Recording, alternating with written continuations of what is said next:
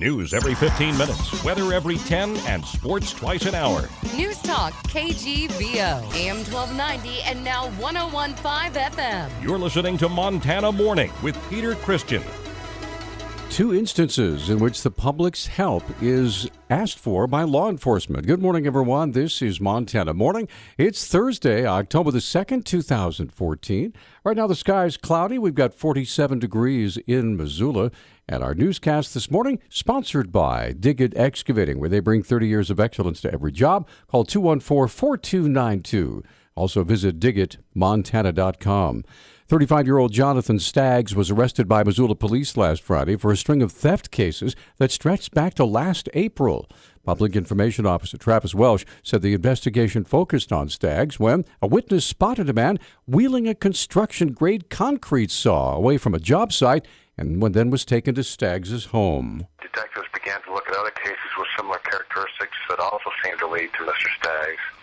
And hundreds of items of property, all believed to have been stolen, have been recovered now as that investigation has gone on. Now that Staggs is in the Missoula County Jail, Welsh says the process of connecting all that stolen property to the rightful owners has begun. That list of property includes bicycles, bicycle accessories, tools, construction equipment, and outdoor camping gear. Right now, with the incredible volume of property that we've recovered, the process to connect it with the rightful owners is going to be quite lengthy. Welsh says if anyone has reported a theft and you believe it's possible your property has been recovered in this investigation, you're asked to contact Detective Brad Waln, that's W-A-L-N, and his number is 552-6318.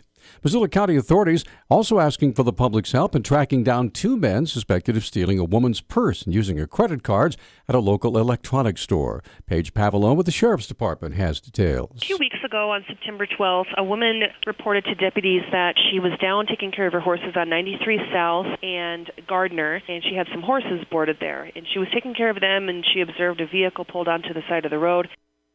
Shortly after noticing the vehicle, the woman said two men then approached her. She was approached by two guys that said that they were in a bit of a bind and needed to borrow a gas can to go get gas for their vehicle or they would run out. So she obliged and gave them a gas can. They took off, came back in the vehicle. So they returned back, gave her back her gas can. Sometime during this transaction, they went to her vehicle and stole her purse out of it. She later learned that there were credit cards stolen. Anybody with information about this incident has to call Five Valley Crime Stoppers, 721-4444. You can see photographs of the suspects on our website at newstalkkgvo.com. A federal judge says a former Libertarian candidate for U.S. Senate, may talk about a complaint he filed against a Montana judge last year without fear of punishment. The Montana Judicial Standards Commission forbids the public disclosure of complaints against judges unless the commission finds they have merit. Dan Cox says that rule is an unconstitutional violation of his free speech rights. Cox filed a judicial misconduct complaint against District Judge Jeffrey Langton of Hamilton that was dismissed by the commission last year.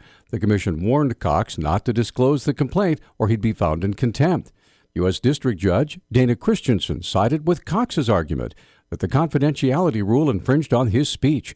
Christensen issued an injunction on Tuesday that allows Cox to publish his complaint and the commission's dismissal letter.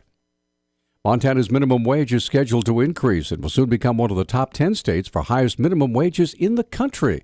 Department of Labor and Industry Communications Director Annie Glover explains. Yeah, about 12,000 workers in Montana will be receiving a raise in January, on January 1st, 2015, when the minimum wage increases by 15 cents to $8.05 an hour. The cause of the rise in minimum wage is due to inflation. In 2006, Montana voters passed a referendum that geared the minimum wage to increases in the CPI, or Consumer Price Index. Each year we look at the CPI and what it's increased from one August to the next, and so we're looking at the increase in the CPI from August 2013 to August 2014. It increased by 1.7% over that year, and so we take that calculation and pin it to the last minimum wage and then apply the increase, and that provided us with the 15 cents.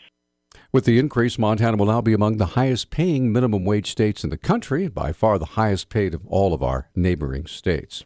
A truck driver has been convicted of failing to report a crash on Interstate 90 in south-central Montana, where an 81-year-old Alaska man was killed. Officials in Sweetgrass County say 45-year-old David Welk was convicted Wednesday. District Judge Catherine Bidigray ordered a pre-sentence investigation and did not set a sentencing date. L.G. Bedford of Wasilla, Alaska, died early on September 30th of 2013. Investigators believe several vehicles ran over his body before officers discovered it at about 7:30 in the morning. Welk was arrested in Iowa January 23rd after his co-driver reported the truck had struck something in Montana. The former chairwoman of the Missoula County Fairgrounds Advisory Committee has resigned after another cancellation of a monthly meeting this week. According to the Missoulian newspaper, the committee hasn't met since May, and Diane Beck told county commissioners in her resignation letter it's become, quote, a complete waste of my time, end quote. Fairgrounds Director Todd Garrett responds. First, I want to say I value and am thankful for all committee member and other volunteers' time that they've contributed to the fairgrounds. I want to say that time, in particular with the advisory committee, has brought us up to the point where we're culminating a long-term planning effort that's going to guide and accelerate improvements to the fairgrounds for years to come. Looking forward, Garrett thinks improvements are on the horizon. I think it's an exciting time as we get close to finalizing a plan. Communicating that plan to the public, I think, would be exciting for advisory committee members to play a role in that. Also to play a role in showcasing the plan, hopefully at the 15 fair, and being involved in some of the improvements. Ultimately, the fairgrounds is going to be much more functional, much more desirable place for the community to come, and it will be just a wonderful amenity. The copyrighted story in the Missoulian states that Beck said she had no faith that things will improve under Garrett. But Garrett responds, saying the fairgrounds is in the best shape it's been in a long time, not only in current remodeling of the bathrooms and repairing the grandstands, but also in terms of overall planning. Projects within the fairgrounds are set to begin this spring.